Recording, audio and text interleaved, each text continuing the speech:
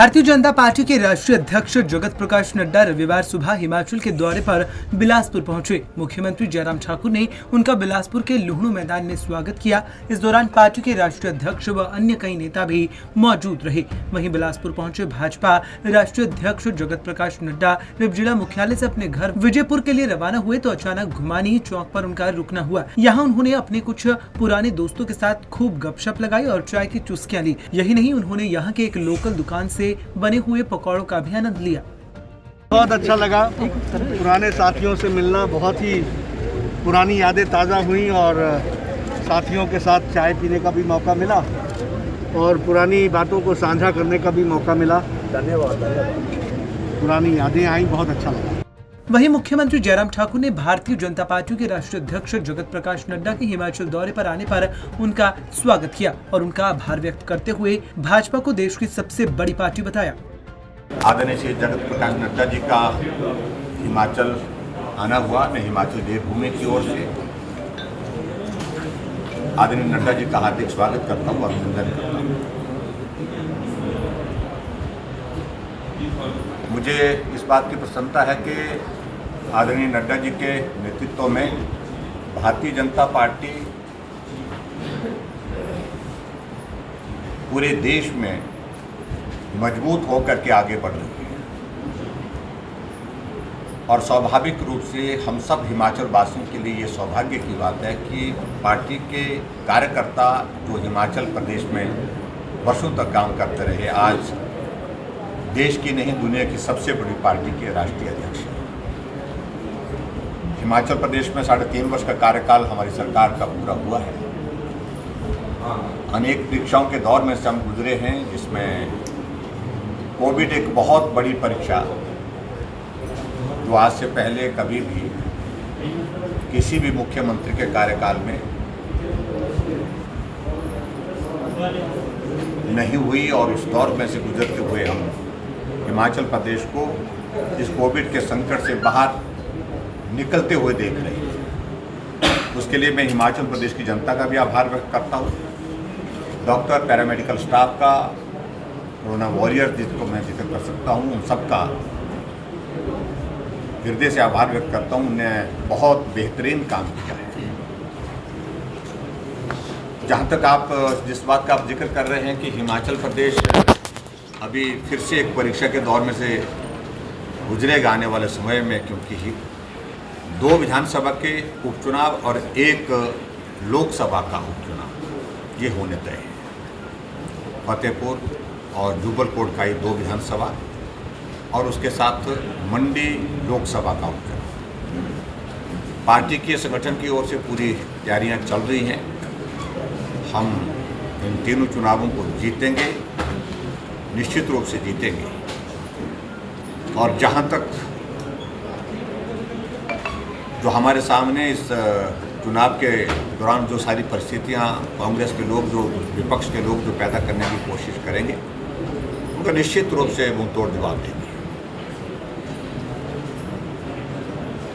मुझे इस बात को लेकर के सिर्फ इतना ही कहना है कि कांग्रेस पार्टी पूरे देश में बहुत बड़े बिखराव के दौर में से गुजर रही है, बहुत बड़े संकट के दौर में से गुजर रही है और ऐसी परिस्थिति हिमाचल प्रदेश में भी उसी तरह की है।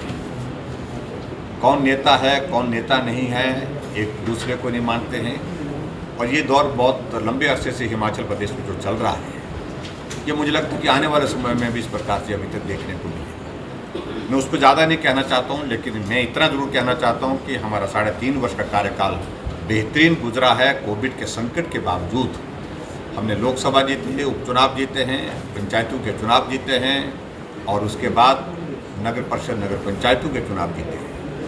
और मुझे पूरा भरोसा है कि हिमाचल प्रदेश की जनता अभी जो ये उपचुनाव जो 3 आ रहे हैं, 1 लोकसभा का, 2 विधानसभा के, इसमें भी भारतीय जनता पार्टी को जीत हासिल होगी। यही मुझे कहना है। अभी प्रत्याशियों के बारे में अभी चर्चा होगी, अभी तक चुनाव की तारीखें तय नहीं हुई हैं और मैं यही कहना चाहता हूँ जैसे चुनाव की तारीखें तय होंगी तो निश्चित रूप से जल्दी हम उस दिशा में आगे बढ़ करके निर्णय करेंगे। कुल्लू में आदरणीय नड्डा जी कल आने वाले हैं और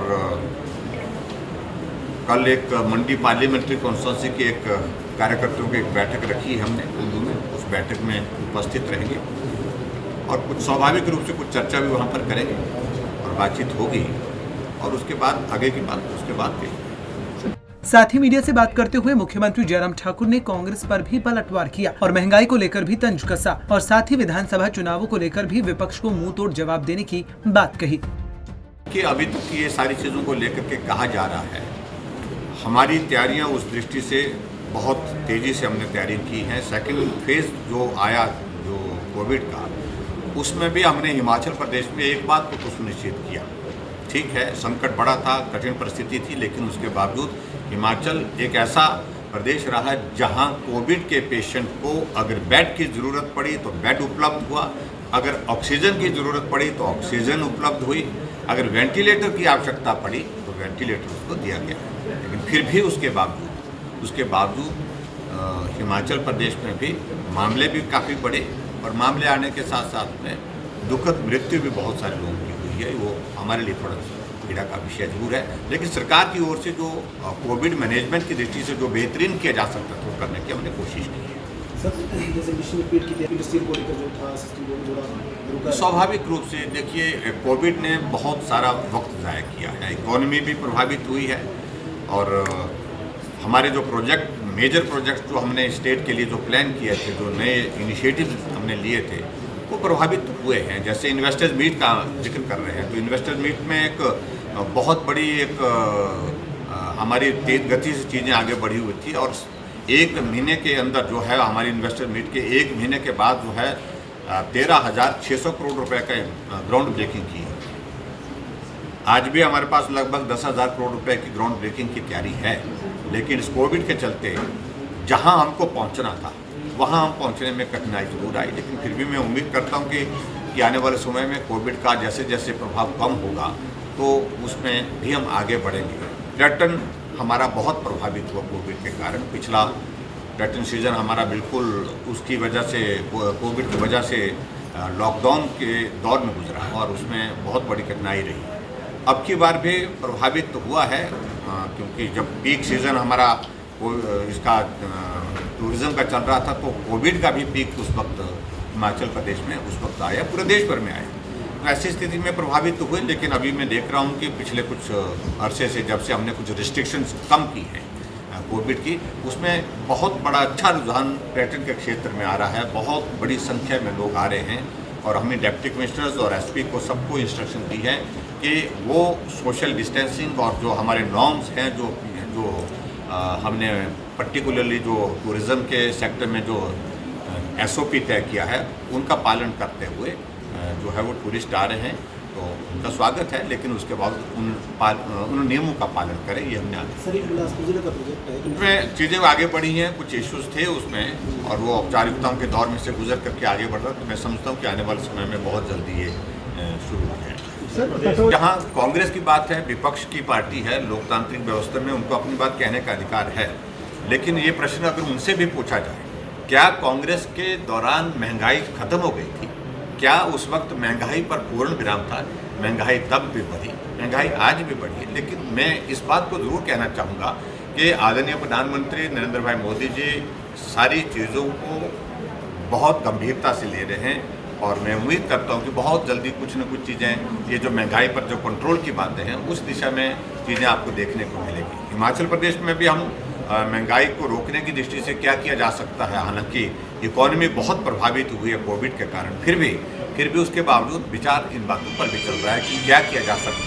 गौरतलब है कि भारतीय जनता पार्टी के राष्ट्रीय अध्यक्ष जगत प्रकाश नड्डा हिमाचल दौरे पर हैं और इस दौरान मुख्यमंत्री जयराम ठाकुर द्वारा उनका लुहणू मैदान पर स्वागत किया गया, जहां एक और प्रदेश में उपचुनावों को लेकर राजनीतिक हलचल तेज हो चुकी है, जहां एक और कांग्रेस द्वारा प्रदर्शन कर भाजपा सरकार को घेरने का प्रयास किया जा रहा है, तो वहीं हिमाचल दौरे पर पहुंचे जेपी नड्डा अब आने वाले दिनों में पार्टी कार्यकर्ताओं के साथ बैठकें करेंगे और आगामी उपचुनावों को लेकर रणनीति बनाएंगे।